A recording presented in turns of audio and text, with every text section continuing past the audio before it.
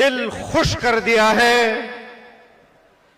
کہ جس جذبے کے ساتھ، جس محبت کے ساتھ،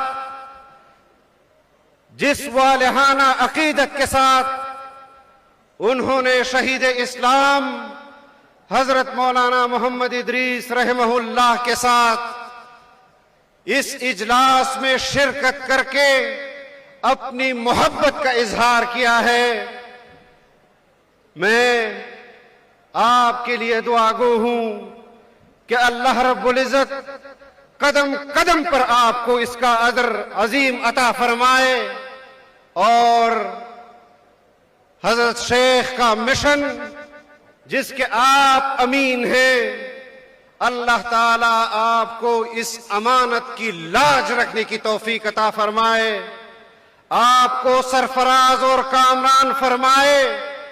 میں جہاں خود تعزیت کے لیے، حضرت شیخ کی تعزیت کے لیے مستحق ہوں، وہاں پر میں جمعیت علماء اسلام خیبر پختونخوا سے کہ ان کے ساتھ حضرت شیخ کا تعلق سرپرست اعلیٰ کا تھا، ان سے بھی اظہار تعزیت کرتا ہوں، ہمدردی کا اظہار کرتا ہوں، لیکن میں یہ بات قوم پر بھی واضح کر دینا چاہتا ہوں کہ حضرت شیخ اس سلسلے اور نسب سے تعلق رکھتے تھے کہ جنہوں نے براہ راست انگریز کے خلاف، انگریز کے غلامی کے خلاف علم بغاوت بلند کیا تھا، ان سے ٹکرا گئے تھے اور بالآخر اپنے وطن عزیز کو انگریز کے ناپاک چنگل سے آزاد کیا۔ انشاءاللہ آج اس کانفرنس میں ہم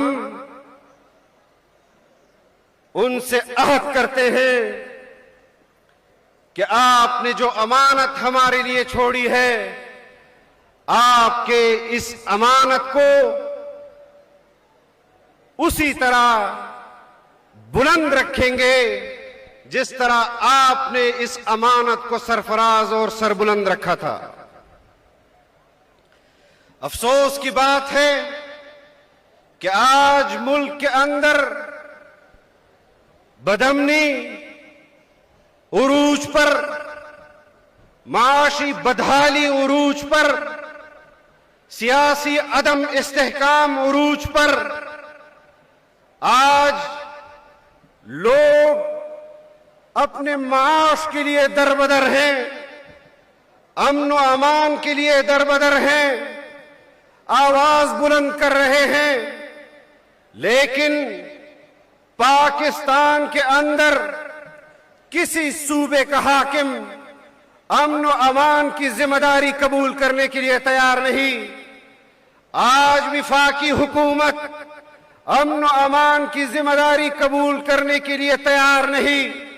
یہ وہی چار سدہ ہے جہاں قائد ملت اسلامیہ پر 2011 میں خودکش حملہ ہوا، ہمارے 12 یا 13 جماعتی دوست اس میں شہید ہوئے۔ سوابی میں قائد جمعیت پر حملہ ہوا، 11 مسلمان وہاں پر شہید ہوئے۔ کوئٹہ میں حملہ ہوا، وہاں پر جمعیت کے کارکن شہید ہوئے۔ باجوڑ میں حملہ ہوا، وہاں پر جمعیت علماء اسلام کے ذمہ دار ساتھی شہید ہوئے۔ وانا میں حملہ ہوتا ہے، ہمارا شیخ الحدیث شہید ہوتا ہے۔ کراچی میں حملہ ہوتا ہے، ہمارا شیخ الحدیث مفتی اعظم شہید ہوتا ہے۔ بلوچستان کے اندر ہمارے علماء کو شہید کیا جاتا ہے۔ بلوچ بیلٹ میں ہمارے علماء کو شہید کیا جا رہا ہے۔ پشتون بیلٹ میں ہمارے علماء کو شہید کیا جا رہا ہے۔ خیبر پختونخوا کے جنوبی اضلاع میں ہمارے علماء کو شہید کیا جا رہا ہے۔ जमीयत उलमाए इस्लाम के कारकुनों को शहीद किया जा रहा है। किस जुर्म की पादाश में? क्या हमारा जुर्म सिर्फ यही है कि हम पाकिस्तान के साथ वफादारी का आलम बुलंद किए हुए हैं? क्या हमारा जुर्म सिर्फ यही है कि हम उस आईन पाकिस्तान का तहफ्फुज़ कर रहे हैं जो इस्लामी आईन हमें मुफक्किर इस्लाम हजरत मौलाना मुफ्ती महमूद रहमहुल्लाह ने दिया, जो आईन हमें हजरत मौलाना गुलाम गौस हजारवी रहमहुल्लाह ने दिया, वो आईन जो हमें शेखुल हदीस हजरत मौलाना अब्दुल हक रहमहुल्लाह ने दिया, हमें इस बात की सजा दी जा रही है कि हम पाकिस्तान में आईन की अमलदारी चाहते हैं। क्या हमें इस जुर्म की सजा दी जा रही है कि हम कानून की हुक्मरानी की बात करते हैं, या हमें इस जुर्म की सजा दी जा रही है कि हम बतौर हाकिम तुम्हारे गुलाम बनकर हुक्मरानी इस आजाद और गैरतमंद रियासत के अवाम पर नहीं करना चाहते? तो हम 4 सद्दा में एक बार फिर अपने उस आज़म का इआदा करते हैं, ऐलान करते हैं कि अगर जमीयत उलमाए इस्लाम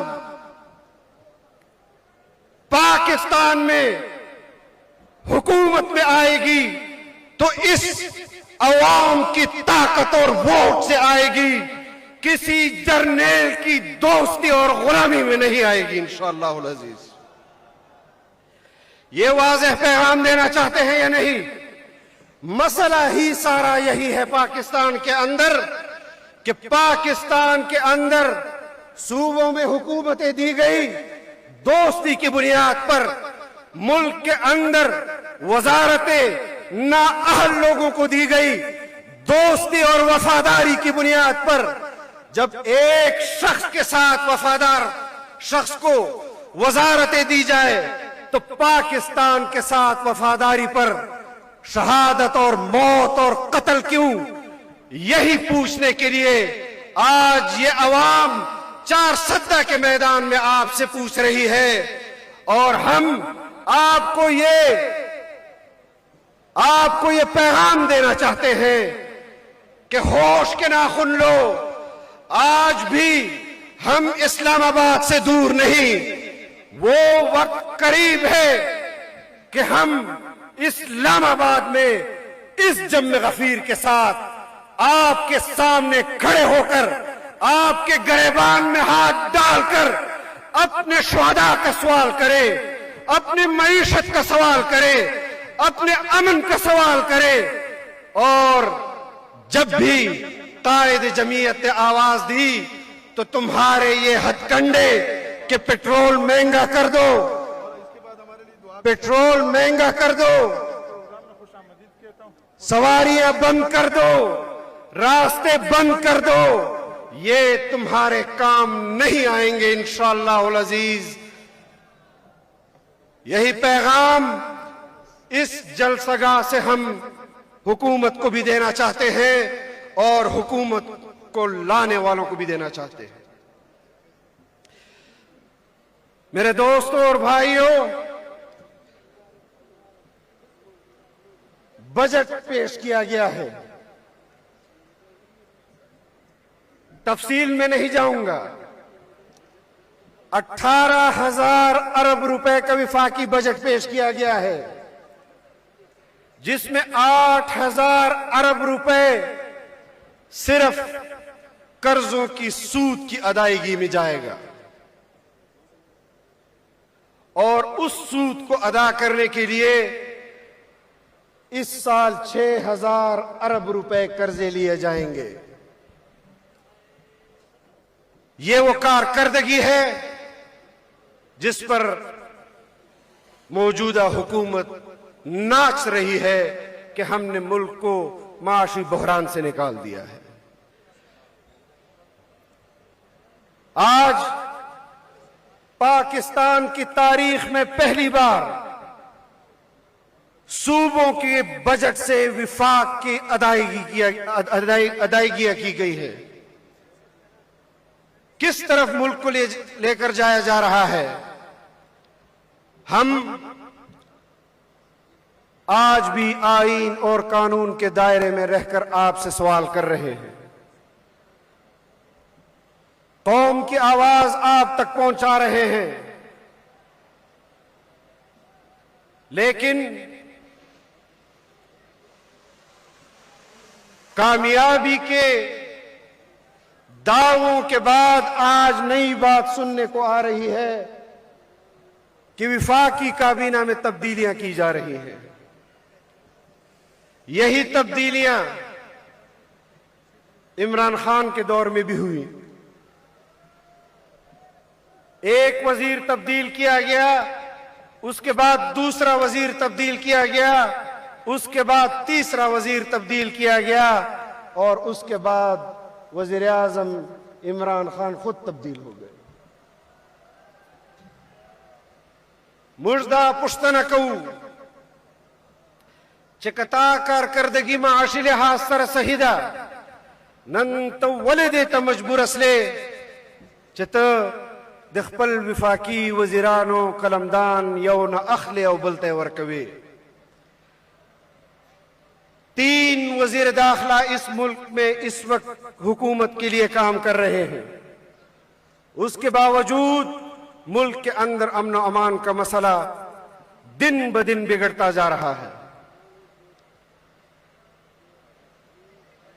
معیشت کا احوال آپ کے سامنے ہے۔ ولک خلق پاکستان نہ لاڑو، 10 ارب ڈالر نہ زیاد پاکستان نہ بیرون ملک لاڑو، سرمایہ لاڑا دا حکومت خوشیری چمر معیشت ٹکڑا ہے۔ او یو کال مخچخ بھی یو نعرہ لگولا اڑان پاکستان پروگرام، پاکستان اڑان وہ کا اڑان پاکستان۔ نن آج وہ اڑان پاکستان کے نعرے کہاں چلے گئے؟ یہ سب وہ مسائل ہیں جو حکومت کی کارکردگی کا منہ چڑھا رہی ہے، لیکن آج بھی صوبوں کے اندر لوگ پریشان ہیں، اور اس قدر پریشان ہیں کہ پہلے تو لوگ خوفزدہ ہوتے تھے کہ ہم گھر سے باہر جائیں گے پتہ نہیں واپس آئیں گے یا نہیں۔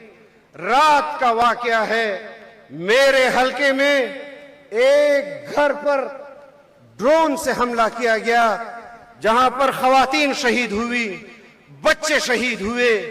اس کا کون جواب دے گا؟ اور پھر کہتے ہیں کہ ہم نے اتنے دہشت گرد بھی تو مارے ہیں۔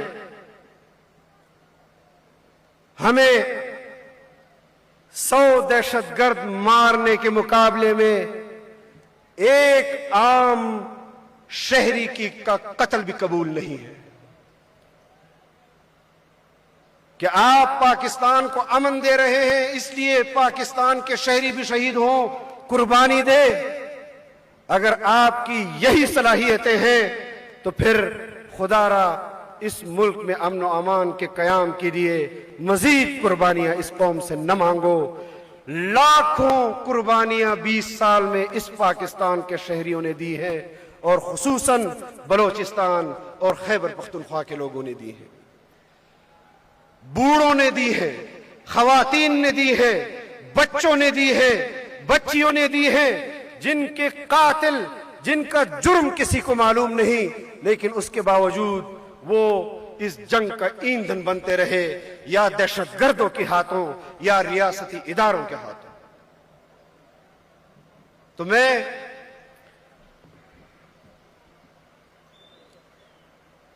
آخر میں ایک پیغام دینا چاہتا ہوں کہ بہت تجربے ہو گئے، بہت یاری دوستیوں میں حکومتوں کی بندر بانٹ ہو گئی۔ خدا را اس 24 करोड़ शहरियों पर रहम खाओ, जिसको ये मुंतखब करे उसको इक्तदार हवाले करो, अपने गुलामों से मजीद इन लोगों को तंग न करवाओ, जिल्लत न करवाओ, इनको परेशान न करो, फिर इनके मुंतखब करदा हुक्मरान जाने और कौम जाने। अल्लाह रब्बुल इज़्ज़त हमारे मरहूम शेखुल हदीस हज़रत मौलाना मोहम्मद इदरीस रहमहुल्लाह के खानवादे को भी, उनके औलाद को भी, उनकी ज़िंदगी में जिस तरह उनके बरक़ात उन पर अल्लाह की तरफ से मौजूद थे, दुआ गो है कि वही बरक़ात इसी तरह जारी और सारी रहे। अल्लाह रब्बुल इज़्ज़त इस मुल्क को अमन का गहवारा बनाए और अल्लाह रब्बुल इज़्ज़त हम सबको इस वतन अज़ीज़ की खिदमत करने की तौफ़ीक़ अता फ़रमाए। व आखिर दावाना